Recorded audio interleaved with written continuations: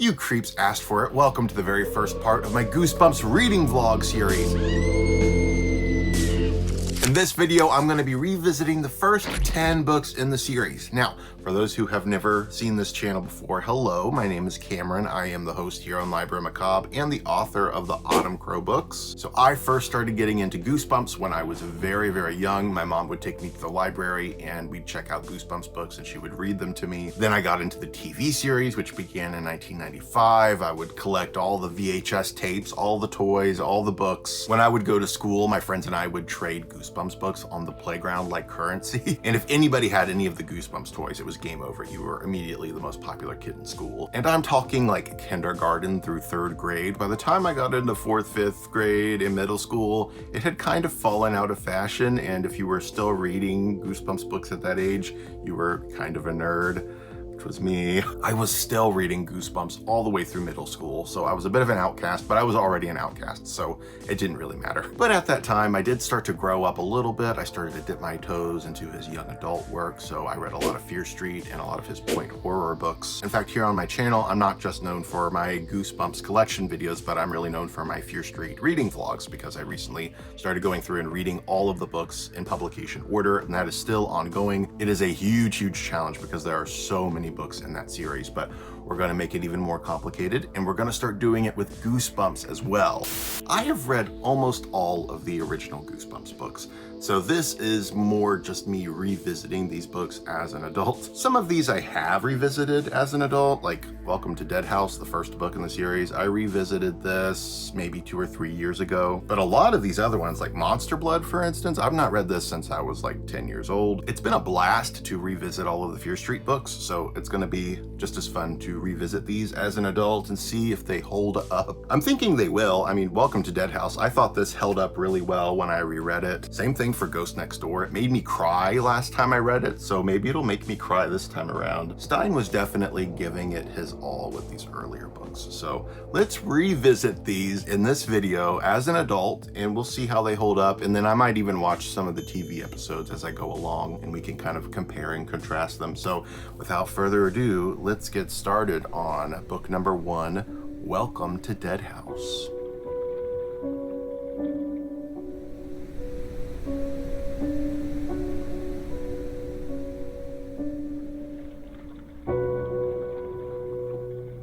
Josh and I hated our new house. Sure, it was big. It looked like a mansion compared to our old house. It was a tall red brick house with a sloping black roof and rows of windows framed by black shutters. It's so dark, I thought, studying it from the street. The whole house was covered in darkness. Goosebumps Welcome to Dead House, the very first book in the Goosebumps series. R.L. Stine has said many, many times that he later started to inject a little bit more humor in the Goosebumps series, whereas this book he feels was a little too scary. I would agree with that, because when I was a kid and I would read this book or I would watch the TV episode, it always scared me. In fact, there's a scene in the TV episode where Amanda, the main character, is asleep in her bed, and this tall, dark girl comes out of her closet and stands next to her bed and looks down at her while she's asleep. That scene used to freak me out, and I was always afraid that girl was going to come out of my closet and stare at me while I was asleep. It's just a really creepy book about moving into a new house and having all of these anxieties about moving, and especially if the house is old and creaky. You hear all these sounds at night when you're trying to sleep, and you're wondering, is it just the house settling, or are there people living in the walls? Of course, in real life, it's usually just the house setting, but in the realm of Goosebumps, that's not always the case. You're going to hear me comparing these books a lot to the TV episodes throughout this vlog, because the thing is with Goosebumps is that while I've read this book maybe 3 times at this point, I have seen the TV episode dozens of times. I received the TV episode on VHS when I was a kid at Christmas time, and I watched that thing over and over and over. I watched all of those tapes over and over again. So while I have read this book a few times, it's the TV episode that is burned so deeply in my brain. Now the thing is with this book is that it does seem to be very close to the TV episode. I feel like they were very, very faithful to the books when they made the TV show in the 90s. But there are a few subtle differences here, mostly in the way that the characters are described. Mr. Dawes, the real estate agent, in the episode, he's this creepy old guy, very pale and menacing looking. But in the book, he's described as being young and having a cute dimple in his chin. So I guess Amanda, our main character, has a little crush on Mr. Dawes. What was it about the 90s and dimples? I feel like everybody was always talking about cute dimples. I also feel this book really captures the the stress and frustration and the anxiety of moving. The mother is cracking me up. She keeps telling the kids to stop getting on each other's nerves, when in reality they are actually getting on her nerves a whole bunch, and so is her husband. She keeps snapping at everybody and just losing her cool very, very easily because she's so stressed over this move. Amanda, the main character, is also very anxious in this book. In fact, she's like in bed one night and she can't get to sleep and she feels like bugs are crawling all over her. She also has this really creepy dream, which is not in the episode. She dreams that she and her family are dead. They are skeletons and they're sitting around the dinner table eating human bones. I loved that. That was a very creepy sequence. Definitely not in the episode. I don't think they could have put that in the episode. Overall, this is just a really solid Goosebumps book, especially if you want one that's a little scarier than the rest. I'm not gonna sit here and say that this is a terrifying book or anything, but I do think it's very spooky. It's very atmospheric. It actually reminds me a lot of Fear Street. Those early Fear Street books are super atmospheric and spooky, and this just kind of has all those vibes. So loving revisiting this. Can't wait to read more. I'm about 50 pages in right now, but I'm gonna take a break for lunch and then I will come back and update you on more Welcome to Dead House.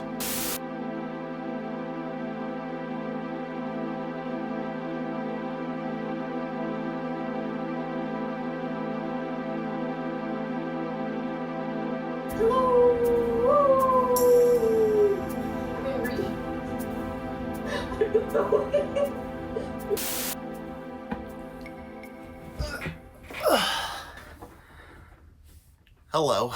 Let's get comfy cozy here for a minute. I do have a Goosebumps haunted mask blanket somewhere, but you guys know I just recently moved. I don't know where it's at. I think it might be in the garage in a box. I'm not gonna worry about it for now. So we're using this Halloween blanket. I do have my old Goosebumps comforter here though. I had this one when I was a kid. I still have it. It's just very faded after all these years.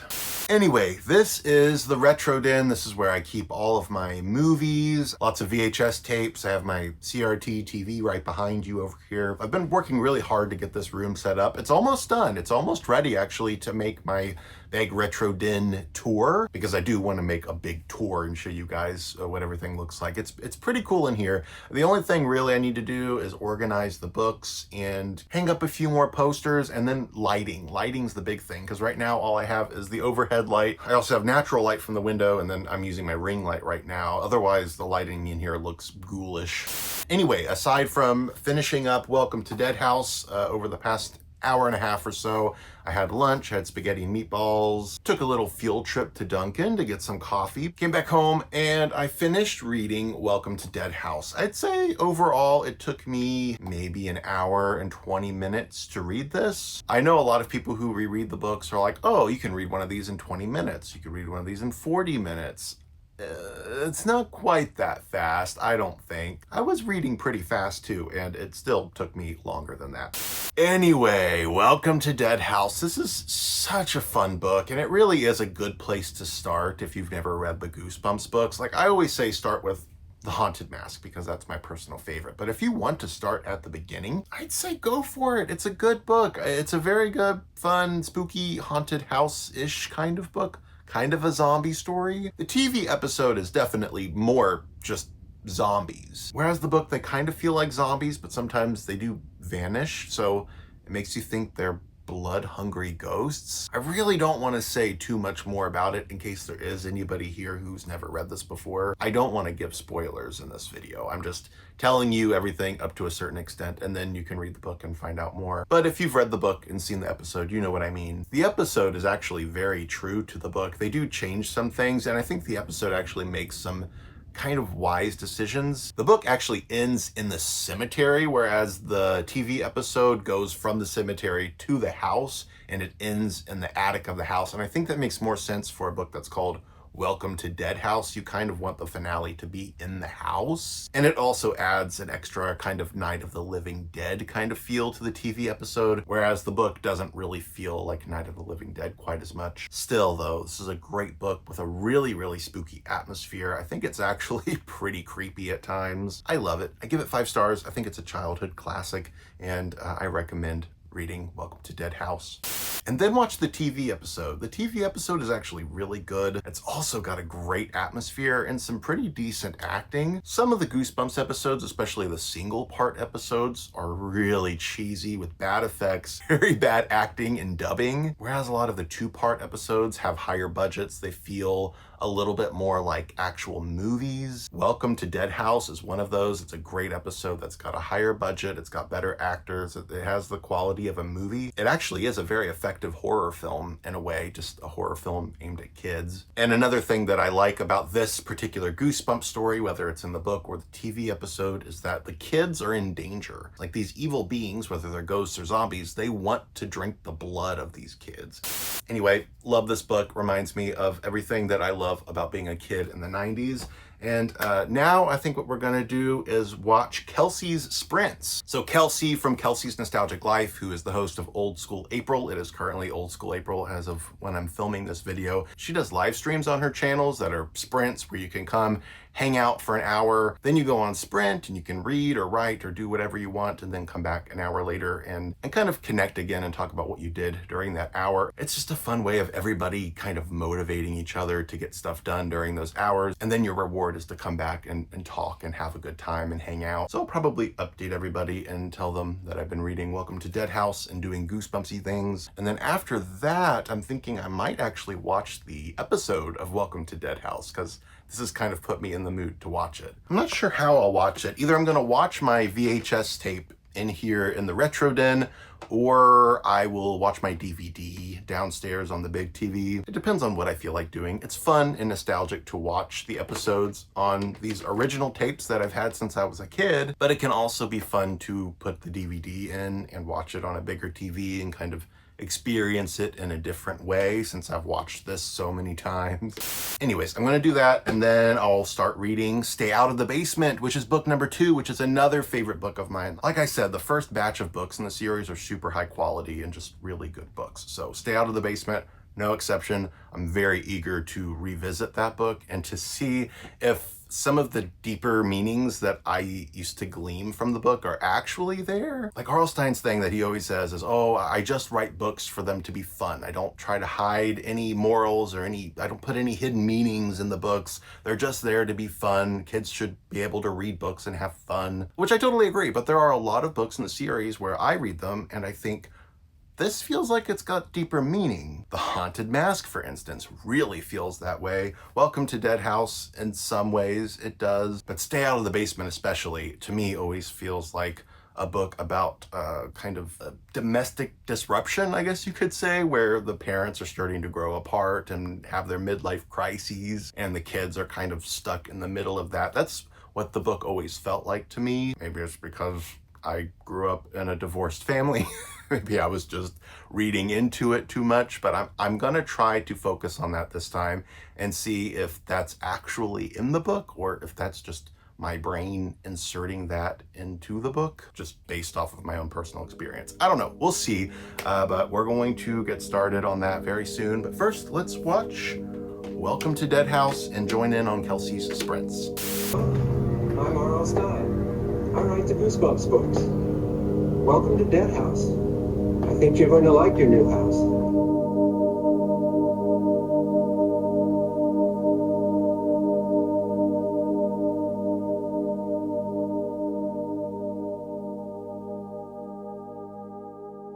And we are back.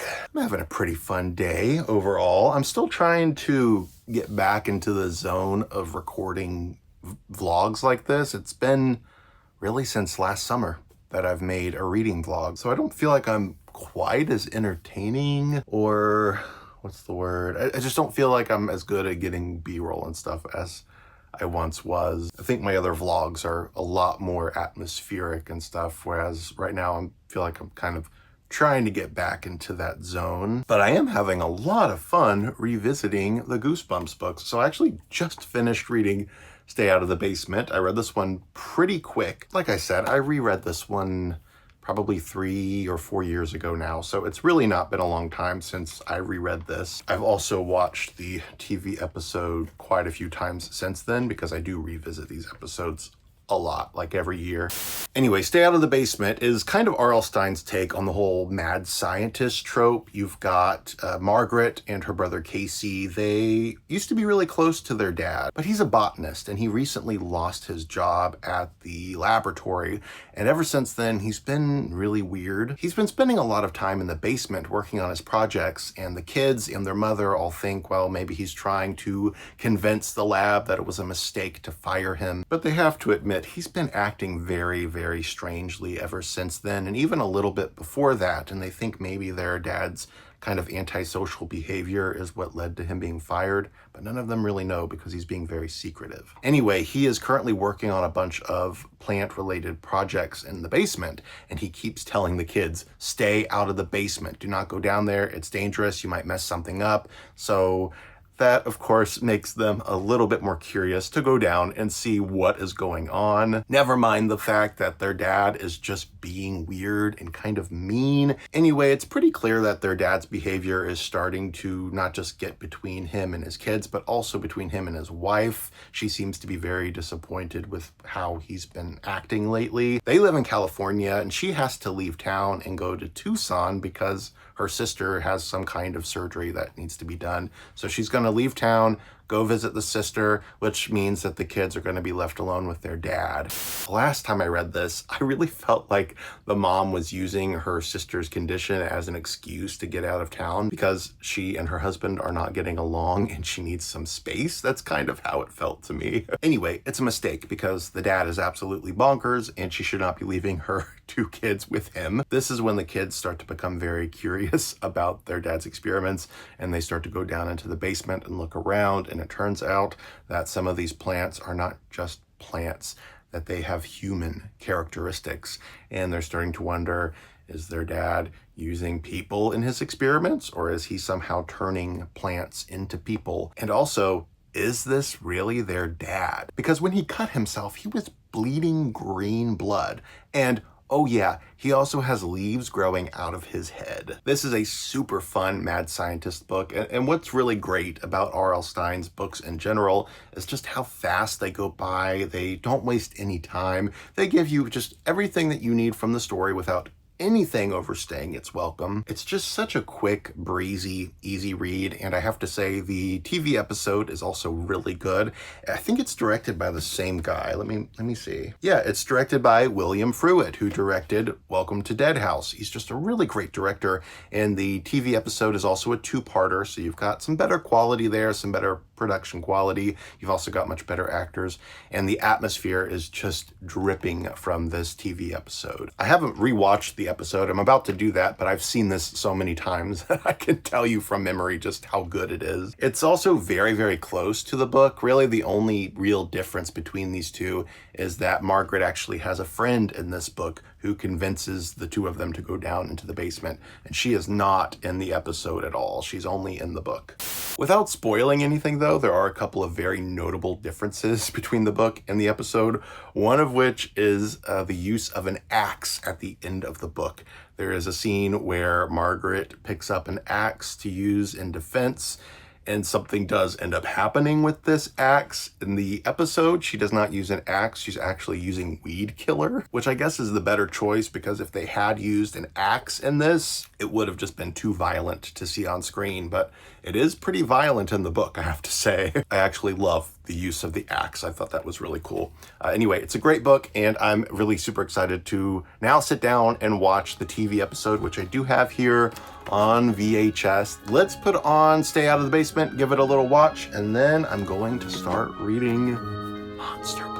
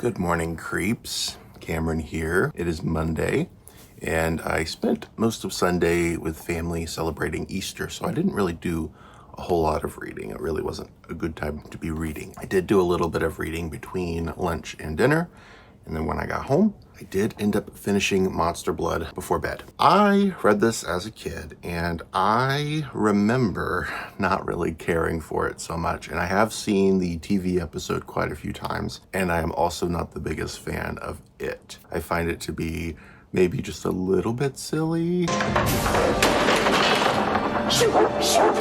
Reading the book this time around, I was really trying to focus on if my childhood memories of this book were fair. I noticed more this time around the humor of this book. There's a lot more humor in this than there are in the previous two Goosebumps books. Both Evan, the main character, and his friend Andrea, who goes by Andy, are both very, very funny, and they're always bickering at each other and clearly kind of have a little crush on each other. I just found their relationship to be very cute, and that was really the heart of the book for me. When it comes to the Monster Blood itself, so they find the Monster Blood in a toy store, and they bring it home to Evan's aunt's house because he is staying with his aunt. She's a little bit of a character. She's a little kooky. Anyway, he brings the Monster Blood home. He and Andy start playing with it, and then it starts to grow and move on its own, and then his dog Trigger ends up taking a bite of it, and then his dog starts to grow, and it just kind of goes from there and gets very, very messy. But the solution for why the Monster Blood is coming alive and why it's growing, I always found really silly and kind of random. I kind of wish that the Monster Blood was just kind of sentient on its own, but it's not. And again, I don't want to have spoilers in this video in case there's anybody here who's not read these books and you want to. And I do encourage you to read them, but I just think the ending of this one's a little bit cheesy and silly. It's still a fun book. I give it like 3.5 stars. I do remember liking Say Cheese and Die even more. So we are going to start reading Say Cheese and Die next, and I will be back very soon to give you my thoughts.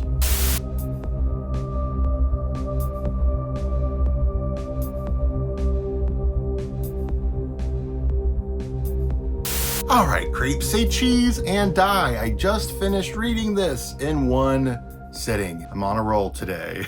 I'm also feeling a little more awake, fortunately. It was Easter yesterday, so like all holidays, I end up eating a lot, snacking a lot, eating a lot of sugar, and then the next day I end up feeling a little bit nauseous. So I'm feeling a little better, a little more alive. It was especially nice getting to curl up with a nice cozy Goosebumps book. So, Say Cheese and Die. This tells the story of Greg and his friends who, one summer day while they're bored, decide that the way to entertain themselves is breaking and entering. They decide to break into the decrepit house owned by the local weirdo. They call him Spidey because he is kind of like a spider himself. He wears all black. He has long arms and legs, long fingers. He just looks like a spider. For some reason, they decide that it's a good idea to break into his house and explore it while he's gone.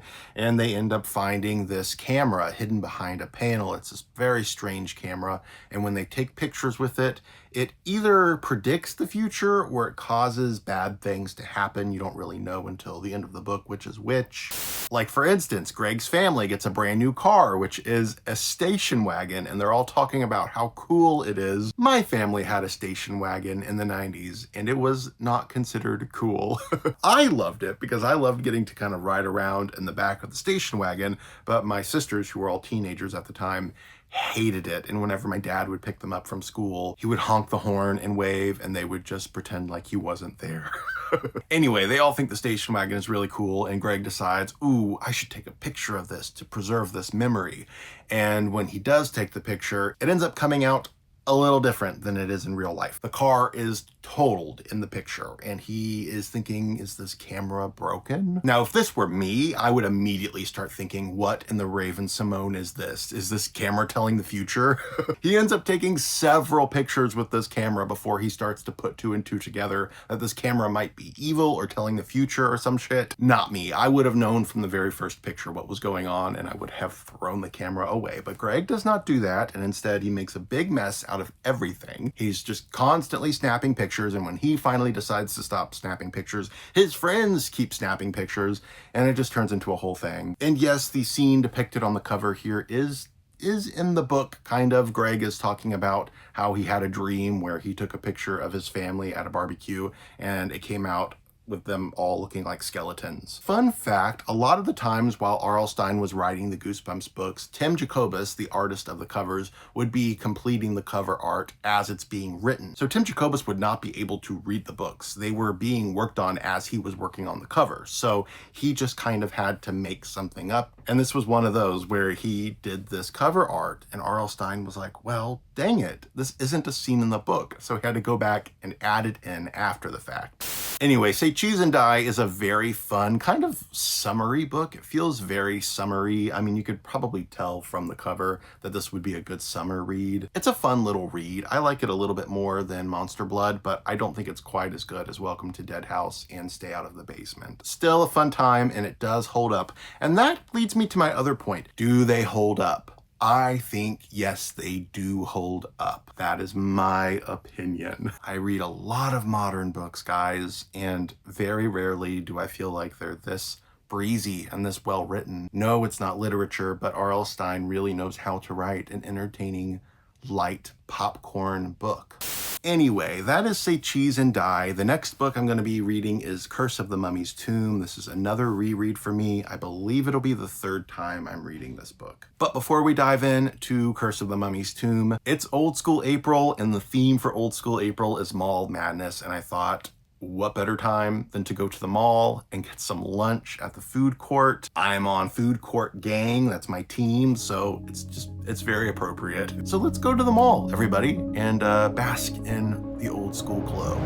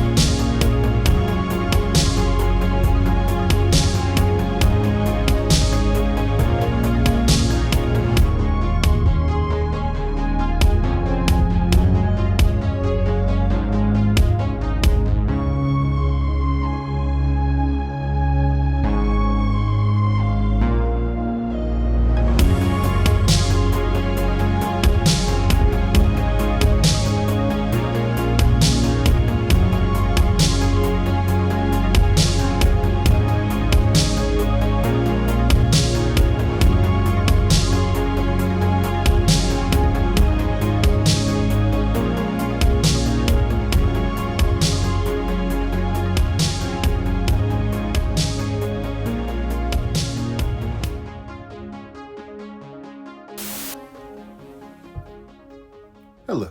How's it going, guys? I'm back to talk about Curse of the Mummy's Tomb. I have finished reading it all in one sitting yet again. I did take a little break to go get some coffee, and that is now a thing of the past as well. I do get a little bit sleepy when I'm sitting around reading all day, but it's also been very relaxing to do this. So Curse of the Mummy's Tomb, I would say of the first 5 books, it's actually kind of the darkest of all of them. And you're probably thinking, why is it the darkest? It's just a mummy story. For one, I love a good mummy story. I have said that many times on this channel. Mummies are so cool to me, and I love the ancient Egypt setting. I think it's really cool. You know, when I was in elementary school, I was really into Egypt and mummies, and I still just have this soft spot for them. I think it all stems from this book, actually, and the fact that when I was little, The Mummy with Brendan Fraser came out, and I was a big fan of those movies.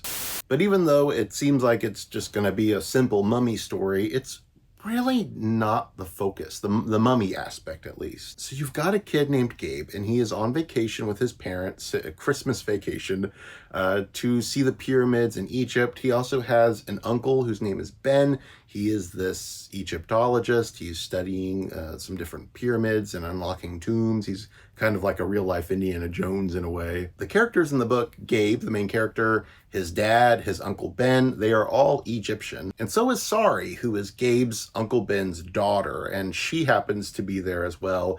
And it turns out that Gabe and Sari don't really get along that well. Sari is like super competitive and is always trying to outdo anything that Gabe can do. She's also a little bit mean sometimes. She's always talking about what a wimp he is. So Gabe is excited to see his uncle and to see the Egyptian pyramids and stuff, but he is not excited to see Sari. Anyway, it turns out that Gabe's Uncle Ben has just opened this tomb that is said to have an Egyptian curse on it. And because Gabe's uncle is a scientist, he just does not believe in any of this. But it turns out that there's another scientist who does believe in this curse, and he is going to great lengths to protect it. This character's name is Ahmed, and he is the real villain of the story. You don't have any mummies until the very, very end, like in the last pages of the book. Ahmed is the scary one. He is the villain. He's convinced that he's protecting this tomb, but he will literally kill children to protect it. In fact, the entire book, these kids are just running for their lives from this man. And there is a scene later in the book where they're locked up in a tomb and they are just waiting for their demise. And it is very dark. These kids literally think that's it.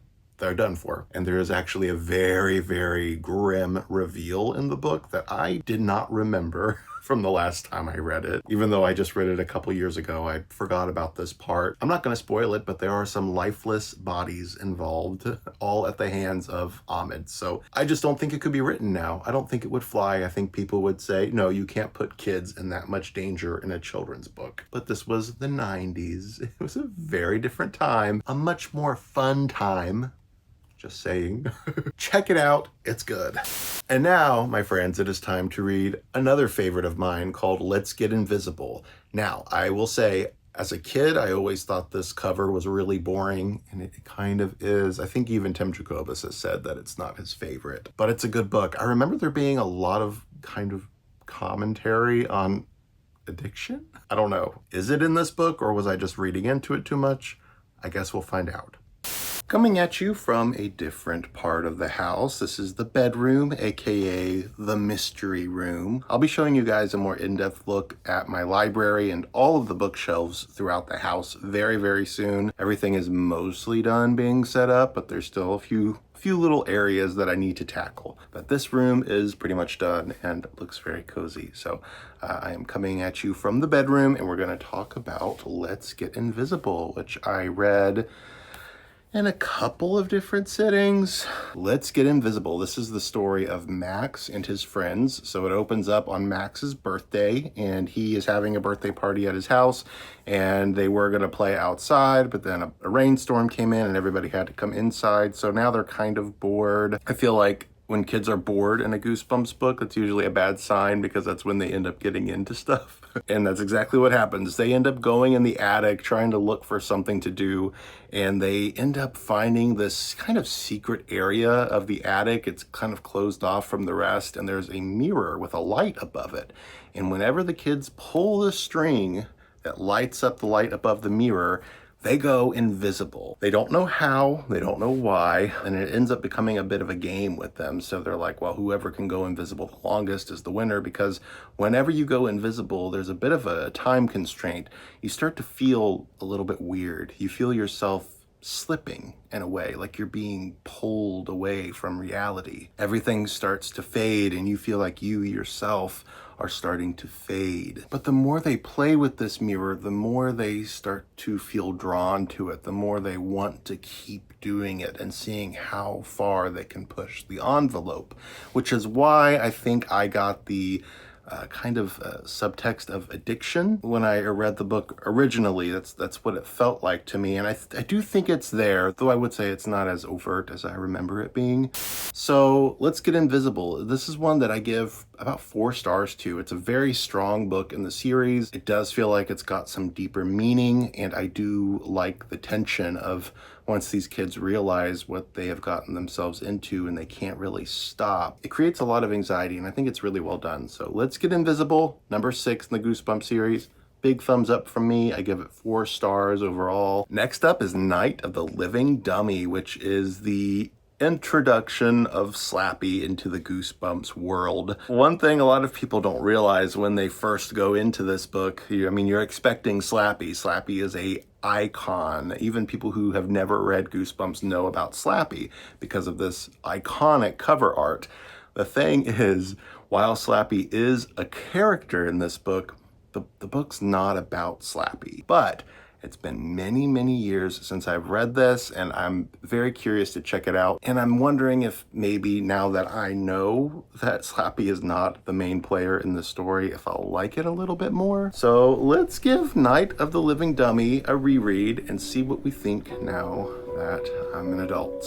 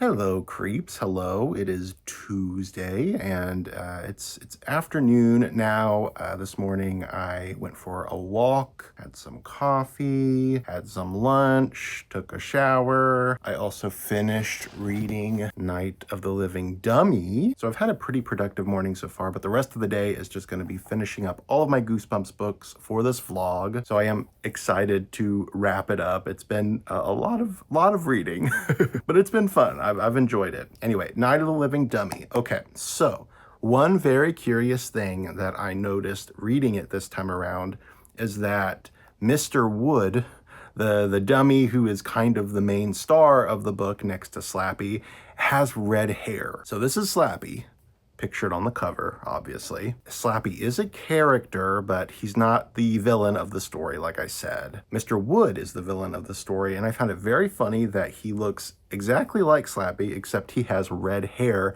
and he's described a little bit more like the Slappy that you see in the Goosebumps episodes, the ones from the 90s, not the newer Goosebumps episodes. In the 90s Goosebumps TV series, Slappy has red hair, and I think it comes from this book. I think they combined Mr. Wood and Slappy for that original TV series. So that's something I found kind of interesting. Anyway, the story follows these two twins, which is great because this will count for the twins prompt on the Old School April prompts list. So I can get an extra point for reading this because it has a set of twins. So the twins are Chris and Lindy. They are both equally the main characters of the book. Maybe the story focuses a little more on Chris, but only a little more so. So there's this house across the street that's kind of being flattened and remodeled, and the two twins are walking around. They see this house, they see the dumpster outside because they're currently gutting the house, and they find a dummy that's been thrown away, and that is Slappy right here. So Lindy picks up the dummy, and this makes Chris really, really jealous. The two of them are super competitive. They always have to one-up each other, and that's kind of a theme throughout the whole Goosebumps series, is that the kids, whether they're siblings or their cousins or their friends, they're always kind of trying to one-up each other. Kids are like that. They're very, very competitive. But anyway, because Lindy now has a dummy, Chris needs one too, so her dad goes to the local pawn shop and buys her a dummy, which is Mr. Wood, and then things start to happen. Things are moving around in the house, things are starting to go missing, messes are made, the kids are blamed for it, but they start to realize that it's one of the dummies that's doing it, and maybe it's Mr. Wood, maybe it's Slappy. You'll have to read the book and find out. Obviously, you already know from pulp culture that Slappy is alive, but like I said, he is not the villain of the story. It's a very predictable book. If you've read one Slappy book, you've read them all. This is pretty much the same thing, only you have another dummy in the mix. Anyway, that is Night of the Living Dummy, and now we are going to read The Girl Who Cried Monster. One of my very favorites. Not only did it actually scare me when I was a kid, but it takes place in a library for the most part, in a really spooky library at that. The library definitely reminds me of the library that I grew up going to. So it's a very nostalgic book for me, and I'm so ready to revisit it.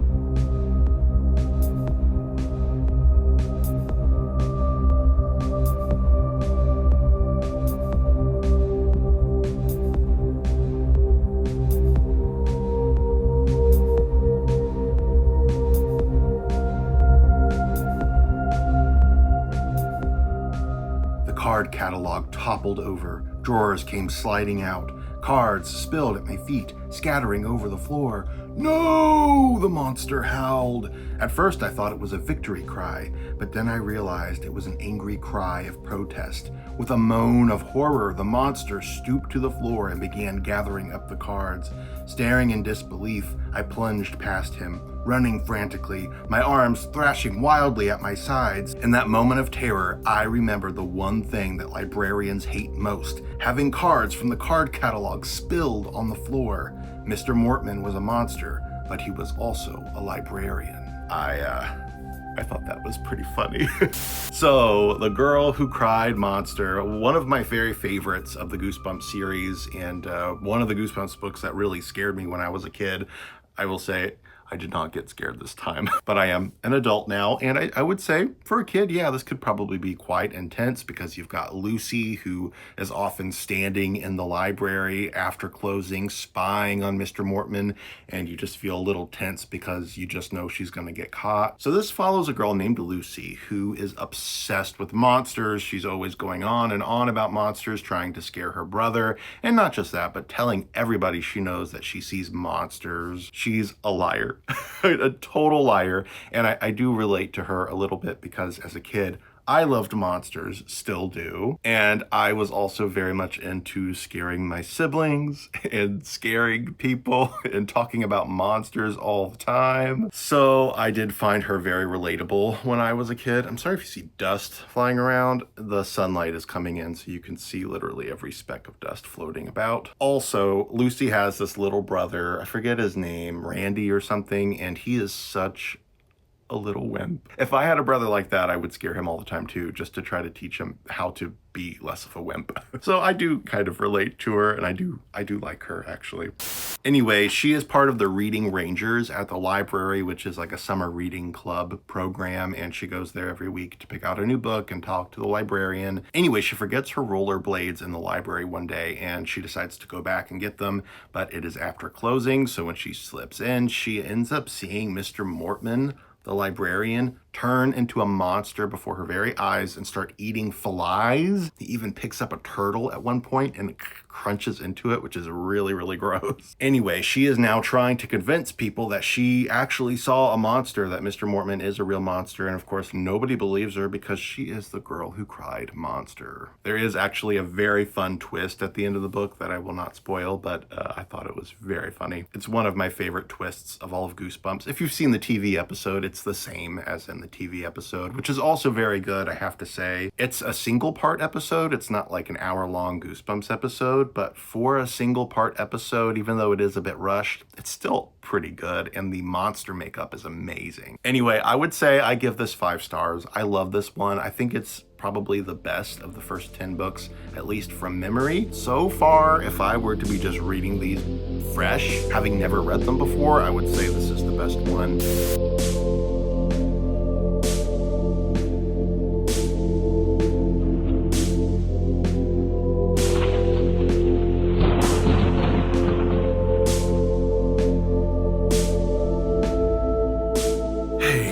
It is Wednesday morning and we are wrapping up this long-ass Goosebumps vlog. So last night ended up being very eventful and very fun. We went bowling and I spent most of the night doing that.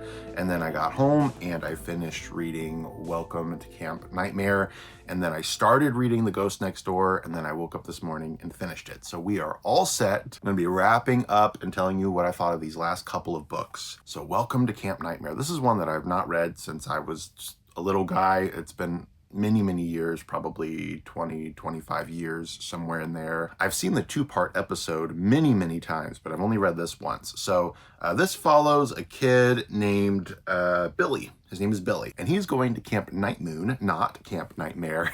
And as soon as he gets there, things are weird. Like his bus that he's riding on with all the kids, the bus driver like pulls off in the middle of nowhere, drops the kids off with no explanation, and speeds away. And then right after that, you've got all these weird monsters coming out of the woods and like growling at the kids. They don't know what kind of animals these are, but they look like monsters. And then the counselors show up, they scare these animals, whatever they are, away. The counselors welcome the kids. There's this head counselor. His name is Uncle Al. He's a little bit older. I don't know. He's just very dismissive of all the kids. Larry is dismissive. All the counselors are very dismissive. One of the kids, right from the get-go, gets bit by a snake, and they show the snake bite to one of the counselors, and he's just like, whatever. And they're like, shouldn't he see a nurse? And he's like, what nurse? There's no nurse here. What can I say? It was the 90s. There were no Yelp reviews. You just kind of had to wing it. So immediately Billy is like, oh my God, where am I? What is this place? Why have my parents sent me here? It's obviously not a normal camp. Everybody is very weird, and slowly but surely, kids start to disappear. And when the kids disappear, the counselors act like those kids have never existed, like they never went to camp at Camp Night Moon. And Billy is trying to get to the bottom of it. He's actually really worried for all of his bunkmates. And that's one of the strong suits of this book, is that Billy is actually a very good character. He's very caring. He's very well behaved. He's got a good head on his shoulders, and he is trying to protect the people that he's at camp with. He feels like he's the only one there who's really seeing what's going on, and he feels like it's up to him to get to the bottom of it and make sure he and his campmates get out alive. Not only are the camp counselors kind of monsters in their own right, but there is actually a monster in the woods. They call him, what, Saber? Saber, and I'm guessing that's what's pictured here on the cover. I love this cover, by the way. This is probably my favorite cover of the first 10 books. I just love this image of this monster. He's kind of part of the woods. He's coming out of the bushes, but he also seems to be part of the bushes. And he's reaching for the tent and you know, opening it up with that claw. And I love that in the background here, we've got these spooky trees and the sky is like red behind the trees. It's just so eerie. It kind of reminds me of a Scary Stories to Tell in the Dark illustration. It's beautiful. It's, I think, one of the best covers in the whole Goosebumps series. Anyway, Welcome to Camp Nightmare is a very tense little book, and I will say by the end of it, it is maybe a little bit disappointing. I've seen the episode many times, you know, rereading this book. I already knew how it was going to end, but if this had been my first time reading it and I had no knowledge of what the ending was, I might be a little bit disappointed by it. It does feel like a little bit of a cop-out, but reading it, having already read it before and having seen the episode many times, I find the ending to be very funny. So, I don't know, it depends on what camp you're in. Pun intended. Next, we've got The Ghost Next Door, which is the 10th book and the final book we'll be reading for this vlog, but don't worry, I will be back reading the next 10 books, books 11 through 20. That will be happening very soon. I don't think it'll be this month, but maybe possibly in May. We'll see. Anyway, The Ghost Next Door, the 10th book in the series. This is a really good one, guys. I love this one, and I will say I read it about 3 years ago. It's the most fresh in my mind of all of these books, so I did kind of read it quickly. I still read it from cover to cover. I didn't really skim it, but I did read very fast. And that's just because I literally just read this. So I was thinking the whole time I was reading it, is this book going to make me cry the way it did last time? Because this made me cry the last time I read it. And as I was approaching the end, I was thinking, no, I'm reading it too quick. It's not going to have the same impact. But guess what? I still got misty-eyed at the end of the book. So it is still very effective, even if you're reading it really quick. And if you've read it already, it's still an effective book. It's very good. So this follows Hannah, who it's summertime and she's kind of bored. Like I said, when the kids are bored at the beginning of a Goosebumps book, you know things are gonna get tense. Her friends are all gone at camp and she is here at home spending her days reading and watching TV and just being very bored. Anyway, this new kid moves in next door and she thinks this is very weird because this house has been abandoned for so long. His name is Danny and he's this very pale, very ghostly looking kid, and he always seems to come and go very quickly, almost like he's vanishing into thin air. And because she's bored and she has this overactive imagination, she starts to wonder if he is the ghost next door. But there are also other weird things happening. There's this dark, shadowy figure that keeps showing up and calling her name. She keeps having these intense nightmares every night about being in a burning house. And I'm just gonna leave it at that, and I'm not gonna say anything else. I do highly recommend you read this and don't read reviews because it could spoil the ending. The ending is what makes this book so effective. It is quite the emotional little book, and it's not like in your face emotional, like you're not going to be sobbing at the end of this, but it does kind of, you know, kind of make your heart swell a little bit, kind of bring some tears to your eyes. It's, for a Goosebumps book, it is very heartfelt. I do think my favorite Goosebumps book of the first 10 is probably The Girl Who Cried Monster, just because it's so fun and there's so much monster action in that book. But I would say this is probably my second in my ranking of the first 10. There is also a 2-part episode of The Ghost Next Door. I don't like it. Most of the 2-part episodes are really good. This one just feels very rushed still, and the actress they chose to play Hannah is so annoying in that episode, at least to me personally. If you want to watch it, but I would say read the book first. It's much better. So there you go, creeps. That is my reaction to the first 10 Goosebumps books, reading them as an adult. I hope you guys enjoyed this long video. Like I said, I will do more of these as long as the demand is there, so give the video a like, leave me a comment down below. Don't forget to hype this video if you are able to. Share this video with your friends, share it on social media, and as always, watch it from beginning to end because that actually really helps. Thank you guys so much for watching, and I will catch you in the next episode of Library Macabre. Later, creeps.